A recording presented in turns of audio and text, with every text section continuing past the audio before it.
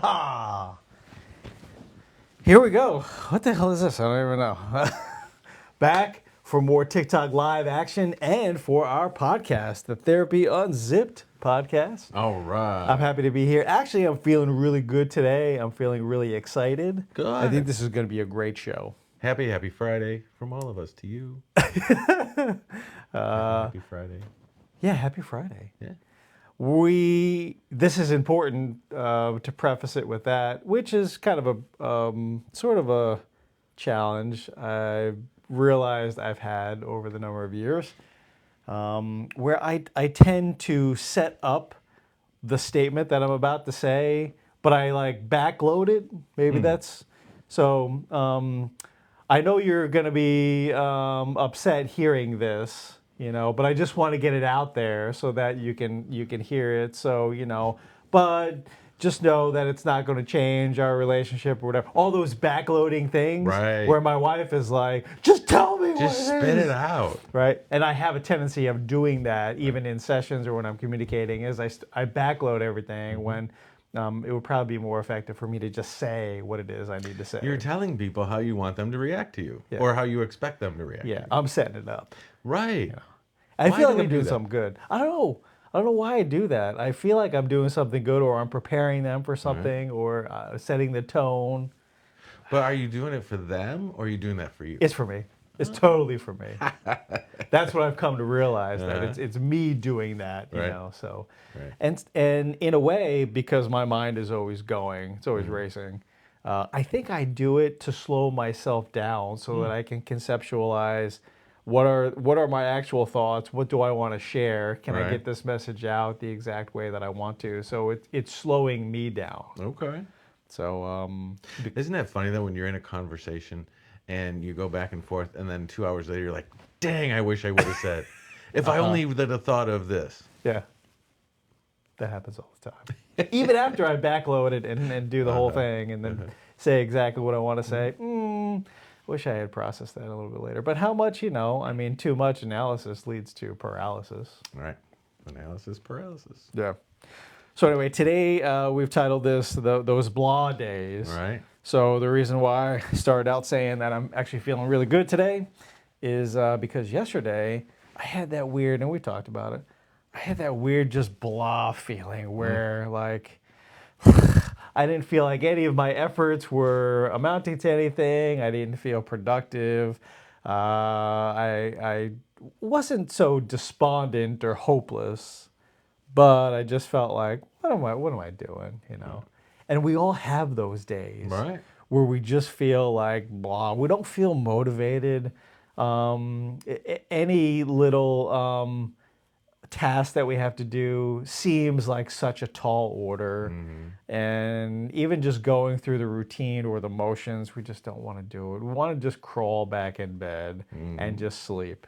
And wouldn't we love to do that? And so that was the day I was having yesterday. And on the way to the office yesterday, based upon the analytics that my watch gives me, heart rate variability and all that, it actually said that I was less stressed.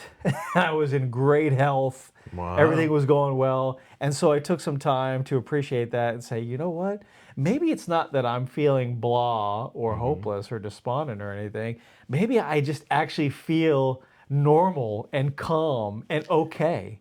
And good, and I don't know what to do with that. Right, because it's actually not normal for me. I'm usually like operating on a degree of stress because that helps propel me and that helps me be productive and I take care of things. And so not having any real stress or anxiety is weird. Stress is not good or bad. It's actually essential. It's when you have too much stress or don't know how to manage your stress that it becomes problematic for people. Yeah. But stress is actually good. Yeah. Stress is what makes you productive. Stress is like, hey, if I don't go to work, I can't pay the mortgage and I'm going to be homeless. So I need some stress. I need some stress. Right? Yeah. But if money wasn't an object for you, there would be no stress to get up and go to work every day. Yeah. Right? Those blah days. Somebody actually commented right away. Thank you. We want to hear about your blah Absolutely. days, or if you can relate to this. H2O Delicious wrote all the time. Yeah. All the time you have blah days. Yeah. So when you string along a lot of blah days together, I mean, you got to take a look at that. Why? What is that about? You know, what brings you joy into your life? What brings you happiness? What brings you excitement? What brings you contentment? What brings you, and or defining what that blah is. Like for Uh-huh. you, your blah yesterday was less stress than normal, Right. and that's a Yeah. good thing. Yeah. So, you know, the thing is, what another interesting concept as we weave into this is, you know, we project into the universe and into our brains what it is we're looking for, right? So if I wake up and go, oh, it's a blah day and I don't feel great and it's just blah, blah, blah, blah, blah, your brain is going to search for reasons all day to support that hypothesis about your blah day. Yes. But if you wake up and switch that around to the positive manifestations of it's going to be a great day, and you know I didn't have the best motivation yesterday, but I'm going to get as motivated as I can today, and I'm going to get this, this, and this done, and your brain will then, in that frame of mind, look for evidence to support that. A thing that I do, and I've been doing for quite some time, is in a previous life when I didn't manage my stress as well as I do now. I would wake up in the morning and lay in bed or get in the shower and think of all the things I had to do for that day. I got to do this project, I got to do this, I got to make these phone calls, I got this meeting, I got that. And I would just start my day off listing all the things that I have to do, and it never put me in a great mood. It always Uh-huh. just started, here we go again. It's just another day on the calendar where I got too much crap to do. Hamster wheel. Yeah.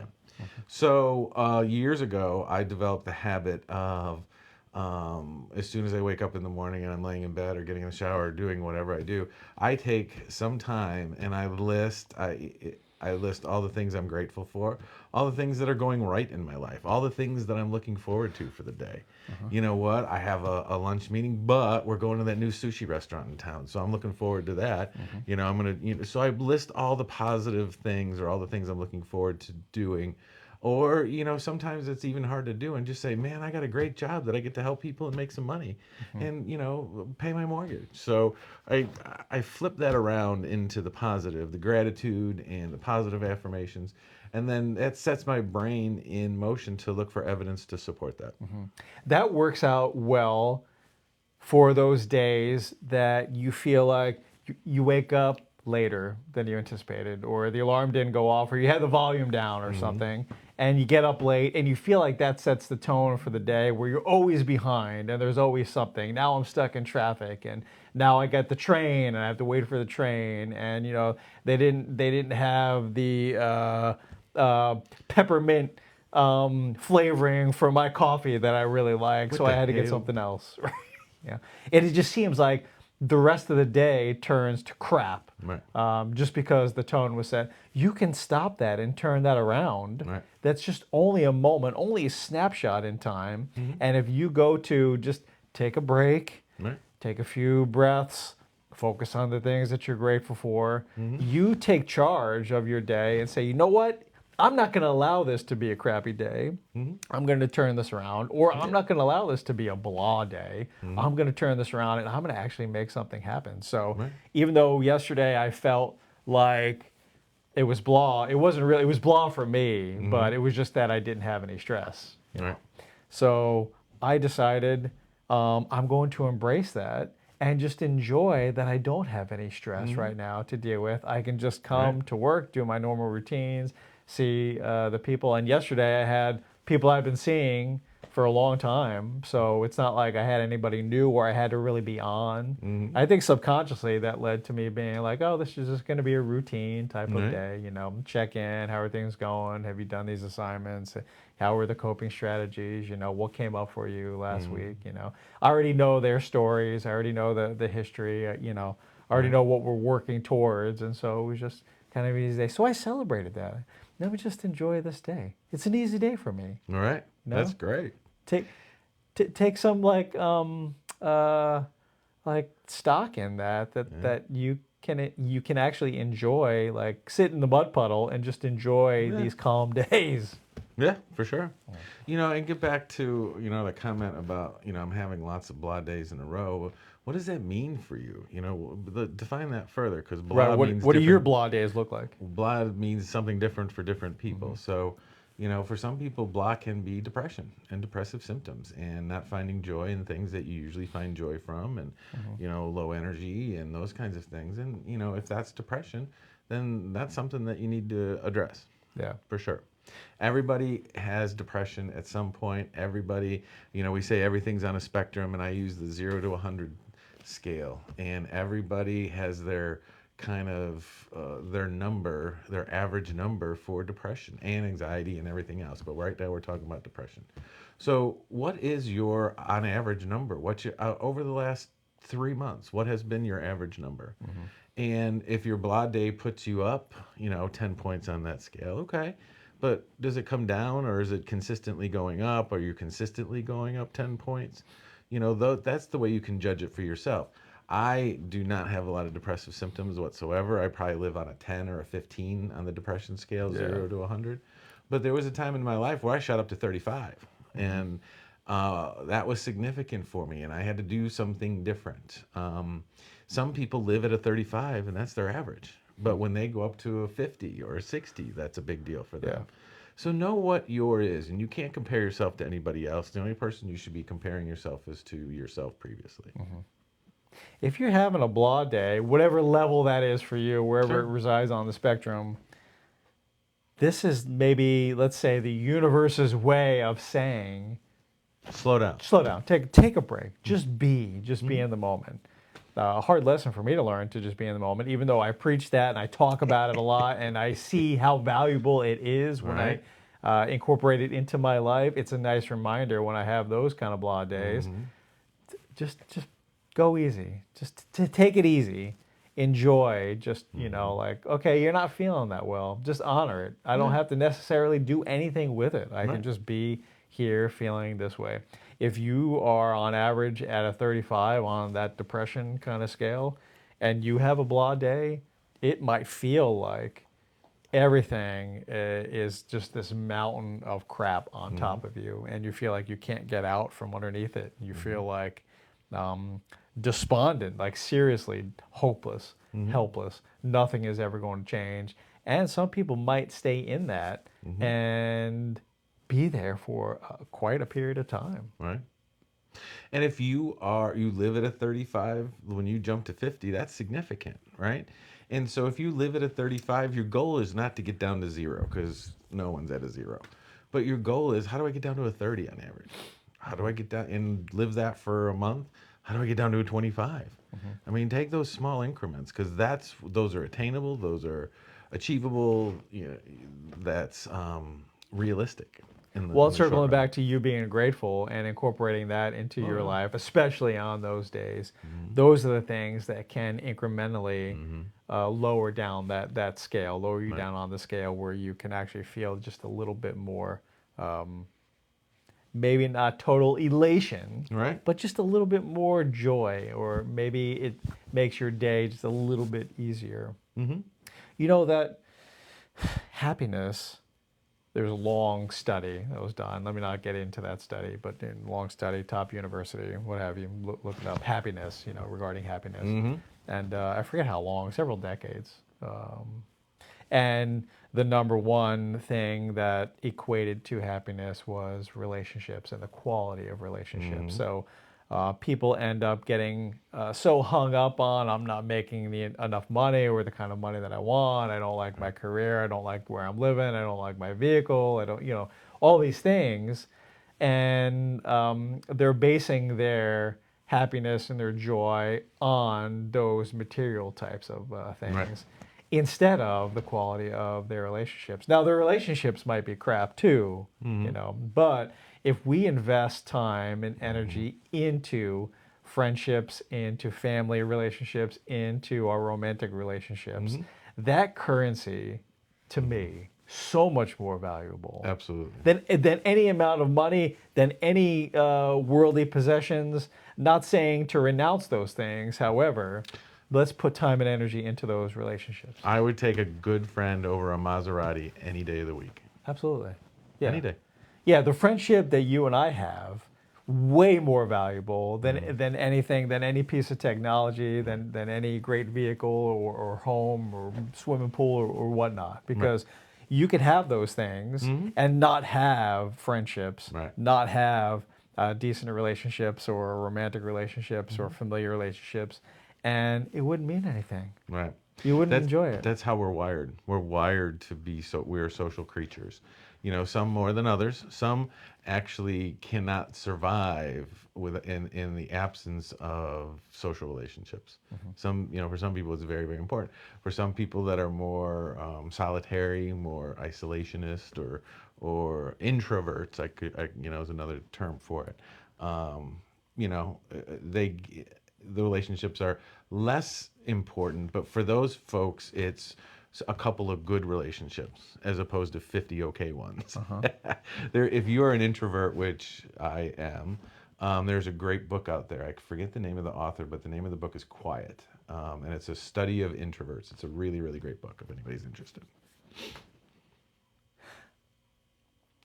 Whenever I have a minor dispute, I'd say argument, but for my wife and I, we really don't get into arguments. If we have a dispute, we talk through it, and I mean, we don't go to sleep until it's resolved.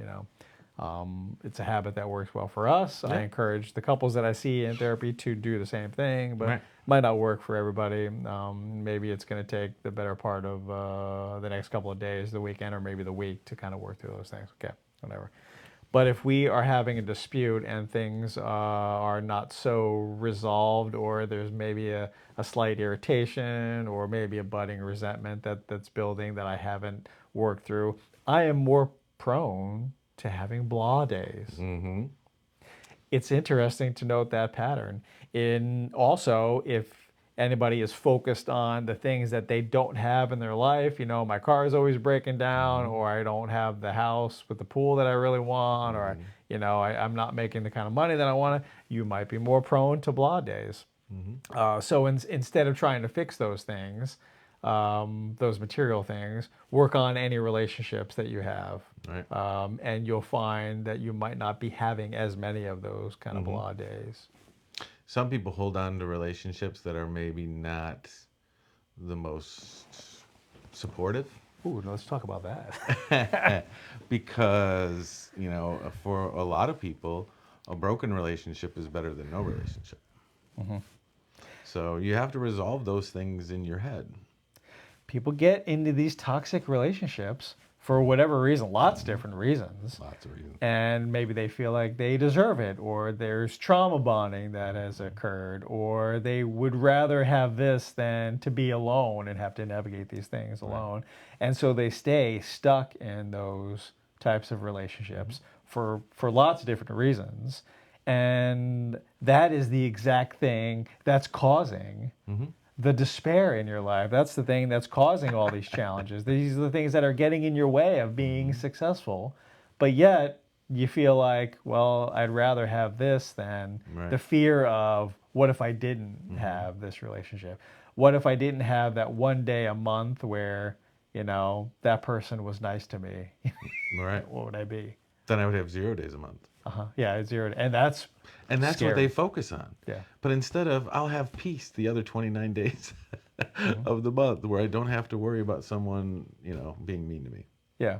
Well, so then they focus on, okay, well, if I have to navigate this on my own, I'm not going to have somebody that I can rely upon or depend upon or lean on. I'm not going to have somebody to help me financially or whatever. Right. When if you look at each one of those things, you can see that they're probably not doing those things anyway. Right. For sure. You've just made that up in your mind. For sure.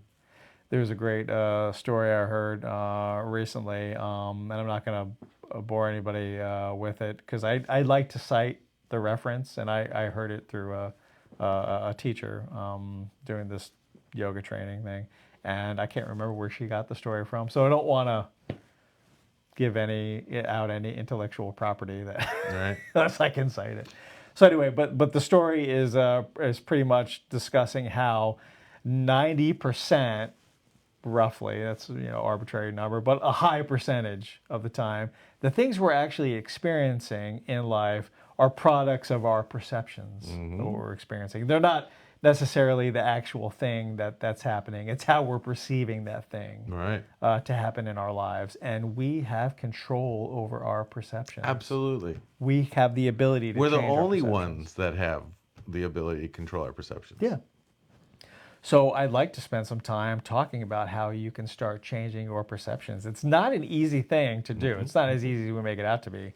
There's shifting your mindset. Yeah, that's great. There's focusing on the positive. That's great. Even better. Gratefulness is something that can really help you. Gratitude. But changing your beliefs about the things that are happening, these beliefs that you have built up over the course of your life, however long you've been here in this life, whatever you want to believe, you've been programmed and you've programmed yourself to believe that this is how the world operates. And if I do this, this is going to happen. I have to earn this much money. I have to be married by this age. I have to have 2 kids. I have to this. I have to make my parents happy. I have to, et cetera, et cetera, et cetera. I'm worth this much per hour. Absolutely. All these different beliefs we have about ourselves, and they're all subconscious. They're not on the conscious level where we're able to actually look at them and decipher. These are down deep. Right. And so in order to start changing these beliefs, to get unstuck in our lives, we have to do some work if we want to be able to change our perceptions of what's happening around us. Plus, you toss some trauma in there, and that changes the way you believe the world to be, of course. Fundamentally changes how you view the things around you that are happening in the world and how people interact and how things operate, and the beliefs you have about yourself. Right. If we want to change those perceptions, we have to start becoming more open-minded. We have to see from somebody else's lenses. We have to increase our emotional intelligence. We have to try new things. We have to poll other people and see how they're experiencing life and garner or gain some empathy. These are all things that can help you in changing your beliefs and changing your perspectives. Now, beliefs, I'm not talking about religion, of course. I mean, that's all part of your belief system, or your BS, as Albert Ellis calls it. But this is challenging. This is a tall order. I mean, in the moment, you can kind of look at something from a different perspective. Okay, how would such and such view this? So how would Brett view this situation? Oftentimes I do that, and that helps me change my perception, because I'm essentially changing my beliefs about this by viewing somebody else's beliefs, or what I perceive their beliefs to be. That can be really helpful. So I'd encourage you to get in the habit of doing this, of looking at the things that are happening around you, because they're neither good nor bad. They just are. It's how you perceive them. Start looking at those things from a different perspective. How would your spouse see the situation? How would your best friend see the situation? How would your mom see that situation? How would your work colleague? How would your boss see it? Looking at it through their eyes or through their lenses can be really helpful at eventually changing your perceptions and then changing your beliefs about that, so that you can actually live the way that you want to live and be happy. I know I said a lot of stuff. That reminds me of a story that I think about, and this guy, finds his mother's old jewelry box, whatever, she just passed, and he was having a moment, so he went and opened her old jewelry box and found this beautiful necklace that she had, right? And he said, "Oh, I wonder if this is worth anything." So he takes it to, the neighbor's having a yard sale. So he puts it in the yard sale, and somebody offers him $5 for it, right? And he's like, "No, I think I'll hold on to it." So then he's like, "Well, I still need some money." So he takes it to a pawn shop, and the guy at the pawn shop says, "Oh, it's a nice necklace. I'll give you, $50 for it." And the guy's like, "Oh, well, thanks, but I think I'm going to hold on to it." He goes, in town, there's a collector convention or something. So he takes it to this collector convention, and there's a jewelry place there, and the guy looks at it, he's like, "Oh, this is so beautiful, and this was made by this artist, and it's, I'll give you $500 for it." Yeah. And he's like, "You know what, I appreciate it, but it's my mom's necklace, and I'm going to keep it." Well, 3 different scenarios: $5, $50, and $500. The necklace didn't change. Right. The people around the necklace changed. Yes. So, and think of that. You're the necklace. You're right. You didn't change. People perceive you in different lights. Their perception of you. So you can change yourself, but what you can do is change the people that are around you. If people perceive you as the $5 necklace, maybe those aren't the people you want to be around. Sure. Because if you stay around those types of people, right, eventually You're going to believe that feel you're a $5 you're a $5 necklace. necklace. Yeah. Yeah.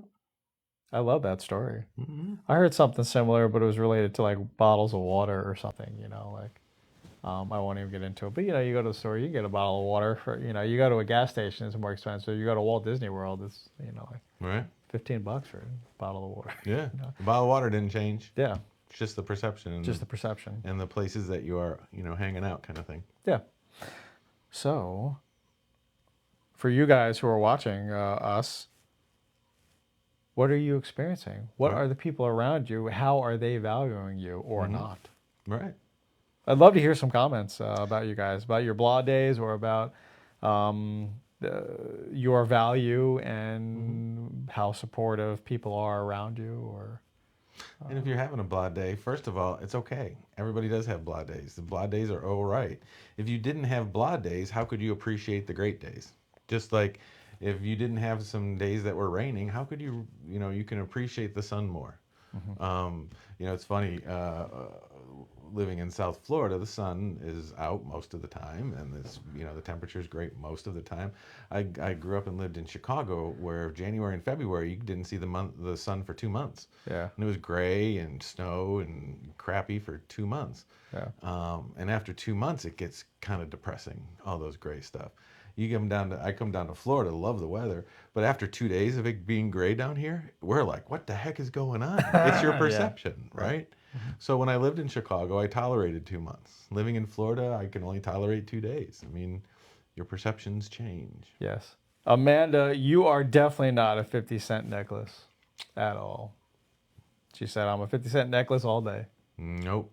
No, not at all. Not even close. Agree to disagree. Yeah.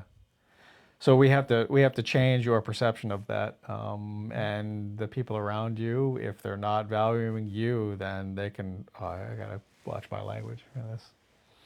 They can go keep on keeping on, or something. They can go have a nice day. If you believe you're a 50-cent necklace, then that's what other people are going to believe.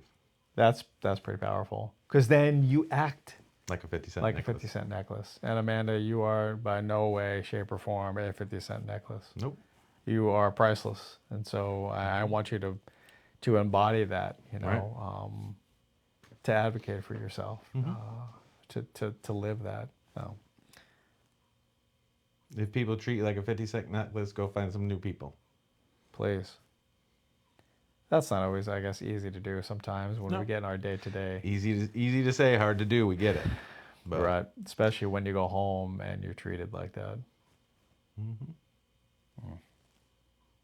But what's the alternative? Well, blowing things up.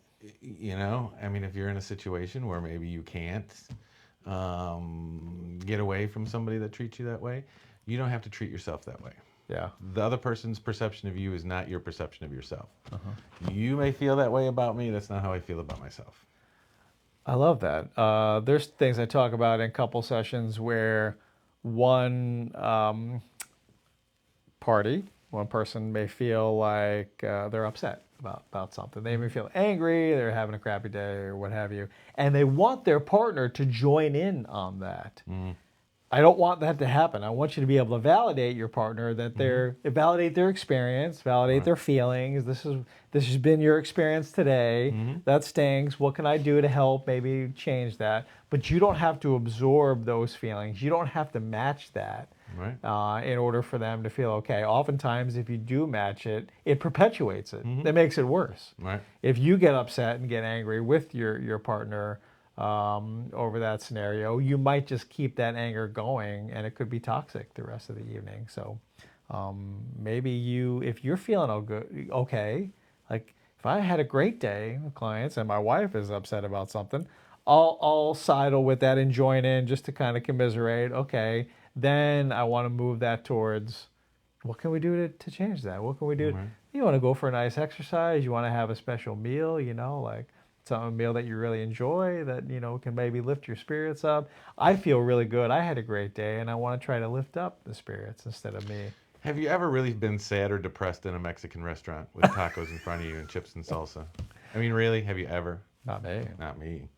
Tacos fix most things. Now, the next morning. Nah, no, that's just Taco Bell. I mean, I'm sorry, Taco.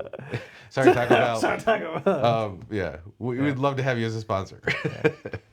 They're delicious. There you go, mate. Let's see. Kick rocks. Yeah. All I right, said kick rocks. kicked. See, we're a full service kind of duo here. Very, very nice. Uh-huh. Entertainers. Right, for sure. No, not even close. Mm. I showed you that silly video from last night.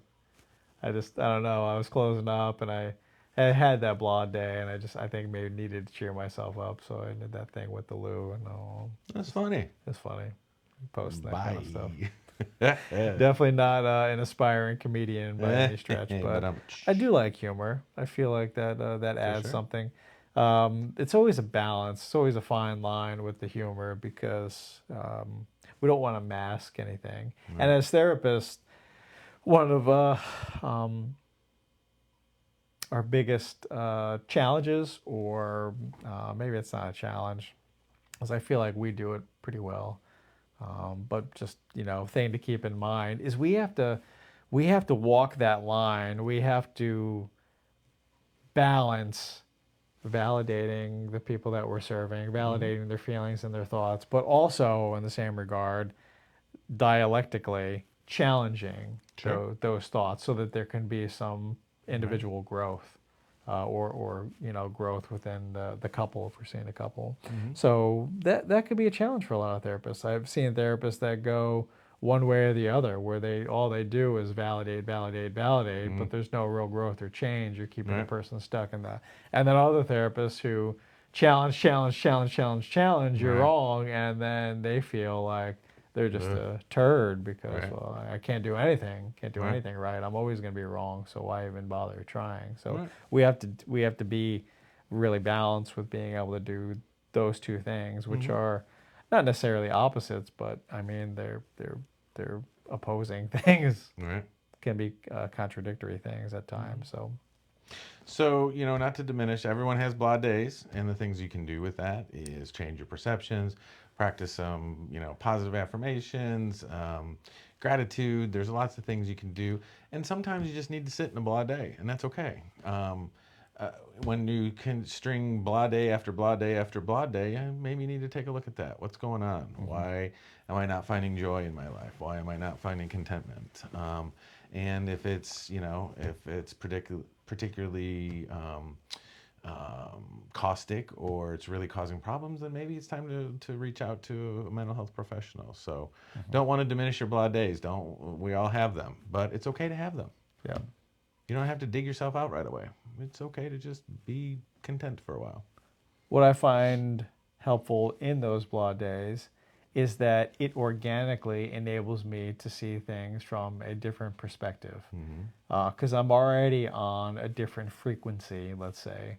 So yesterday, in particular, where I was having that blah day, which is just kind of an absence of stress, thinking all my efforts or the things I'm doing, social media stuff, things we're doing together, projects we're identifying, I feel like, okay, you know what, they're just falling flat. They're not really going to go anywhere, and that was kind of a blah day. I had an opportunity to kind of reassess that and rejuvenate moving forward and come up with some new clever ideas of things that I could potentially do. But I was able to look at it from a different perspective yesterday because I was having that blah day. Right. So, you know what? The fact that I had that blah day, it gave me the opportunity Something good came out of it. Something really good came out of it, yeah. There was a day I had this week as well where I had a number of cancellations, which happens from time to time as private practice therapists, and didn't have people to immediately fill those slots. And so I had more time than I'm used to having to myself during the workday.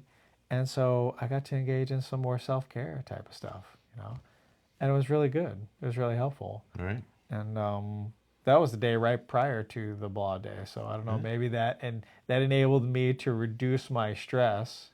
Taking more time for myself to just be in the present moment. That the next day was just a stress-free day, which I considered blah. But I mean, kind of putting all that together, there are patterns. There are, so. Right. Your blah day is actually the absence of stress, which by most people's definition would be good. It would be good. So, hey, Tom, enjoy it. Anyway, so we want to hear more from you guys. We want to hear more about your blah days. We want to hear more about your experience regarding your mental health or even lack thereof, and we want to be able to help. So this is why we're doing this, and we're going to be doing this every week. And we have some projects, some things we're interested in doing to help out even more on a broader scale. So stay tuned. We're going to be talking more about those things. All right. Amanda wrote, "The people who devalue us can kick rocks," to clarify. Heck yeah. Yes, they can. I had some non-censored things I wanted to say about that, where they can go and what they can do when they get there. Yeah. But I like yours. They can go kick rocks. Yeah, For sure. absolutely. Absolutely. Not everybody deserves to be in your life. Yeah. So thank you guys for being here. Anything you wanted to leave our dear listeners and watchers with? No. I'm glad you got to figure out your blah day. Yeah. I wish that luck on everybody. Yeah. I hope you guys have a great weekend. Yes. Whenever you're listening to this, it's Friday right before the Super Bowl, so enjoy Super Bowl Sunday. Yeah. Wings. So you're going to be enjoying yourself. Yeah. Super Bowl is an excuse to. I'm not particularly interested in the teams this year, but I'm always interested in the snacks that happen around the Super Bowl. Food. I'm always interested in the food. So thank you guys for being here, and we'll see you. We'll see you next week. All right. If you wanted a recap of this session or previous sessions that we've done, please check out Therapy Unzipped podcast wherever you listen to podcasts. Go check that out. These recordings are up there. And come back next Friday around 10:15 Eastern Standard Time, and we'll be doing it all again. If you have any questions you want us to address, send them to questions@therapyunzipped.com. All right. Thank you, Tom. guys. Enjoy. See you soon. Take care.